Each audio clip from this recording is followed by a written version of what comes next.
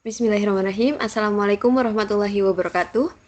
Pada kesempatan kali ini, kami dari kelompok 2 akan menjelaskan atau mempresentasikan aplikasi deformasi Q, statistik Fermi-Dirac pada kapasitas panas spesifik elektron bebas logam. Kami dari kelompok 2 dari mata kuliah Fisika Statistik kelas A dengan beranggotakan ada Mailan Ulaya, Josephina Nadia, Fatma Petaloka, Octavia Putri Rahma, Azza Naila Sufa, dan Lulu Aprilia. Oke, pokok bahasan pada materi kali ini meliputi abstrak, pendahuluan, metodologi, hasil dan pembahasan, serta kesimpulan.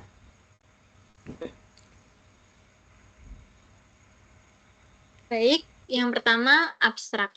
Dalam artikel ini, distribusi elektron bebas terhadap kapasitas panas spesifik logam dikaji dengan fungsi distribusi Fermi-Dirac dengan parameter Q terdeformasi. Metode yang digunakan dalam artikel ini adalah studi analitik dan numerik untuk menentukan kapasitas panas spesifik elektron bebas pada logam. Secara analitik, diperoleh ekspresi kapasitas panas spesifik beserta nilai parameter deformasi Q. Hasil perhitungan teoritis kapasitas panas spesifik dibandingkan dengan data eksperimen.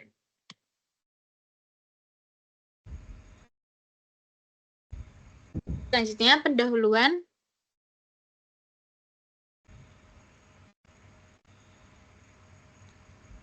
Pendahuluan akan dijelaskan oleh Azza Naila Sufa. Baik, logam memiliki banyak elektron bebas yang bisa bergerak bebas, sehingga bisa menghantarkan listrik dengan sangat baik. Jumlah elektron dalam logam sangatlah banyak, sekitar 10⁻22 elektron per cm kubik. Untuk memahami perilaku elektron ini digunakan teori fisika, seperti yang pertama teori Drude dan Lorentz untuk pendekatan klasik, dan juga teori Sommerfeld dengan fungsi Fermi-Dirac untuk pendekatan modern. Dalam penelitian ini digunakan pendekatan baru dengan aljabar Q terdeformasi untuk mempelajari sifat panas logam. Deformasi Q menggambarkan adanya ketidakteraturan atau ketidaksempurnaan dalam struktur logam. Hasilnya menunjukkan bahwa deformasi ini mempengaruhi kapasitas panas spesifik dan jumlah elektron dalam logam. Perhitungan dilakukan pada beberapa jenis logam, lalu dibandingkan dengan hasil eksperimen. Selanjutnya, izinkan saya menambahkan apa yang telah dijelaskan oleh Azza. Logam seperti besi, tembaga, aluminium ini memiliki sifat unik. Salah satunya, dia bisa menghantarkan listrik dan panas dengan sangat baik. Karena di dalamnya ada elektron-elektron yang bisa bergerak bebas. Untuk mempelajari sifat-sifat ini, para ilmuwan menggunakan model yang disebut model gas elektron bebas, dan mereka menghitung perilaku elektron itu menggunakan statistik Fermi-Dirac. Namun, masalahnya ketika kita menggunakan teori ini untuk menghitung kapasitas panas pada suhu rendah, ada hasilnya sangat sedikit, jauh lebih kecil dari hasil eksperimen. Nah, di sini akhirnya muncullah pendekatan baru yang kita pakai, namanya statistik Fermi-Dirac deformasi atau biasa disebut Q deformed Fermi-Dirac. Nah, seperti yang sudah dijelaskan tadi mengenai Fermi-Dirac deformasi, di sini akan ada penambahan parameter baru disebut parameter Q. Tujuannya supaya model kita bisa menyesuaikan diri lebih fleksibel terhadap kondisi nyata di dalam logam. Dengan kata lain, kita mengizinkan adanya kelonggaran dalam aturan statistiknya supaya hasilnya bisa mendekati kenyataannya. Lalu, kenapa kita menggunakan pendekatan ini? Yaitu dengan menggunakan statistik deformasi ini, kita bisa menghitung kapasitas panas logam terutama pada suhu rendah dengan hasil yang lebih sesuai dengan data eksperimen. Kita jadi bisa memahami lebih dalam bagaimana sebenarnya si perilaku elektron ini di dalam logam yang tidak sepenuhnya ideal seperti yang dibayangkan oleh teori sebelumnya. Selanjutnya, metodologi akan dijelaskan oleh Nadia. Baik, untuk metode yang digunakan dalam tugas proyek ini, kami menggunakan metode studi analitik dan numerik untuk menentukan kapasitas panas spesifik elektron bebas pada logam. Nah, pada temperatur rendah, jumlah elektron bebas gas dan kapasitas panas pada volume konstan itu berbanding lurus dengan temperatur mutlak, sehingga dapat dinyatakan dalam persamaan CV berbanding lurus dengan gamma T. Dengan gamma dirumuskan yaitu P kuadrat per 2 K kuadrat per epsilon F, di mana K ini adalah konstanta Boltzmann dan dikali N. Kemudian untuk energi total sistem dimiliki suatu persamaan dilambangkan U, UQ sama dengan integral 0 sampai tak hingga epsilon FQ, epsilon, D epsilon dikali do epsilon.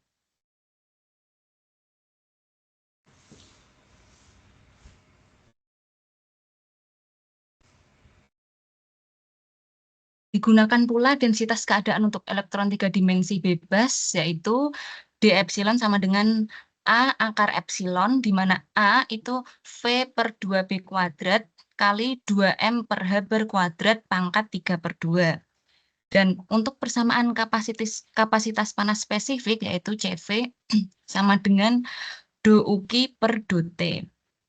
Kemudian disubstitusikan persamaan 4 dan 2 diperoleh UQ sama dengan A integral 0 sampai tak hingga epsilon akar epsilon FQ epsilon do epsilon sama dengan A integral 0 sampai tak hingga epsilon pangkat 3 per 2 FQ epsilon do epsilon.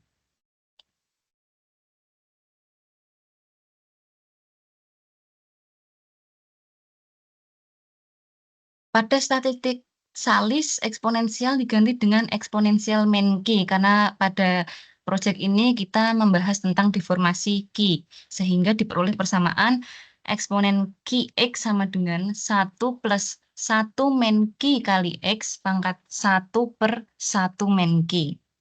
Sehingga diperoleh distribusi Q Fermi-Dirac menjadi Fq epsilon sama dengan 1 per 1 min eksponen Q pangkat min beta kali epsilon min mu.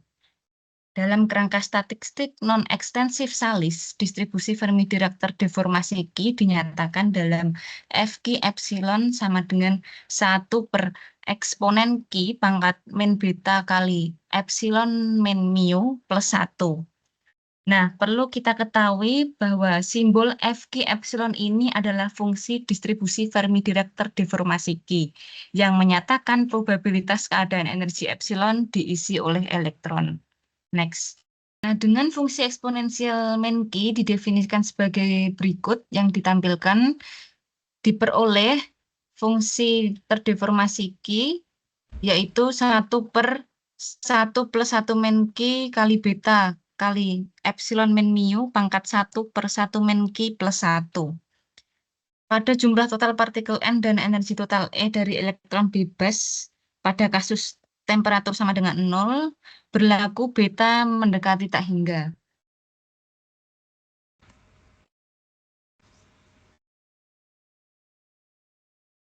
Nah, karena beta kali epsilon min mu mendekati tak hingga, maka ada dua kemungkinan, yaitu ketika epsilon kurang dari mu, maka nilainya 1, ketika epsilon lebih besar dari mu, nilainya 0.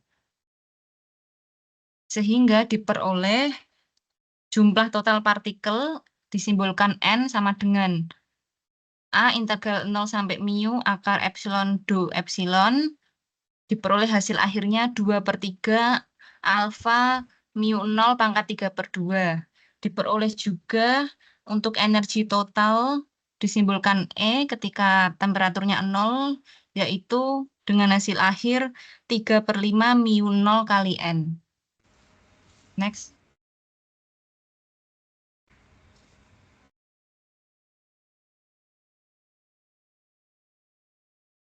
Nah, untuk mendapatkan mu sama dengan epsilon F, maka energi Fermi-nya disimbolkan mu ketika T sama dengan 0, yaitu 3N per 2A pangkat 2/3 sama dengan H bar kuadrat per 2M kali 3P kuadrat per V pangkat 2/3.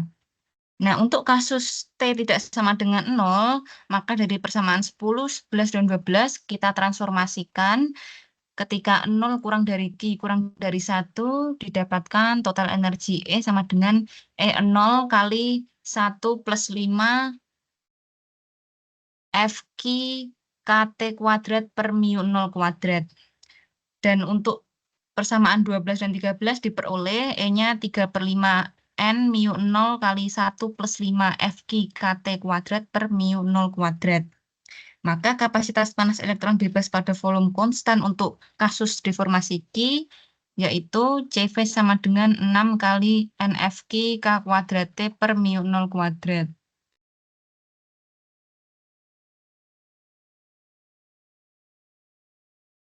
Jadi pada temperatur rendah sekitar 0 Kelvin, kapasitas panas elektron bebas pada logam ketika terdeformasi Q nilainya sebanding dengan temperatur itu sendiri. Dari persamaan 1 dan 15 diperoleh FQ seperti yang terlampir dan diperoleh koefisien elektron termal seperti yang terlampir. Nah, perlu kita ketahui FQ di sini adalah fungsi koreksi akibat deformasi Q yang menyatakan bahwa faktor skalar koreksi yang muncul dalam ekspresi kapasitas panas. Selanjutnya akan dijelaskan oleh Octavia. Nah, masuk ke hasil dan pembahasan, yaitu tahapan numerik dilakukan dengan mencari nilai distribusi Fermi-Dirac Q dan parameter Q dengan menggunakan perangkat lunak Maple. Hasil distribusi kepersamaan 16 dan 17 untuk mendapatkan nilai konstanta elektron termal atau gamma. Hasil perhitungan juga menunjukkan bahwa nilai parameter Q dan fungsi distribusi Fermi-Dirac berbeda untuk logam alkali golongan 1A dan alkali tanah golongan 2A, meskipun memiliki jumlah kulit terluar yang sama. Nilai parameter Q dan fungsi distribusi Fermi-Dirac logam alkali tanah lebih besar jika dibandingkan dengan logam transisi.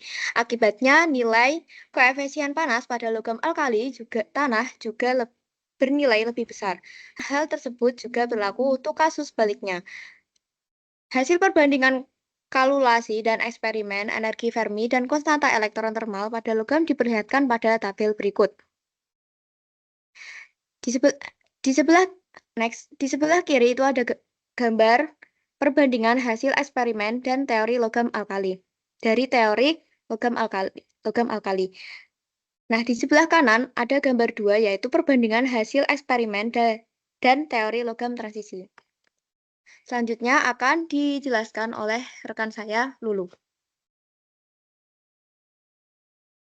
Baik, kesimpulannya adalah kapasitas panas elektron bebas gas dalam logam pada temperatur rendah telah diketahui dengan menerapkan distribusi statistik Fermi-Dirac. Secara analitik, diperoleh ekspresi kapasitas panas spesifik beserta nilai parameter deformasi Q. Perhitungan teoritis kapasitas panas spesifik untuk berbagai logam alkali dan transisi telah dilakukan, dan hasilnya dibandingkan dengan data eksperimen.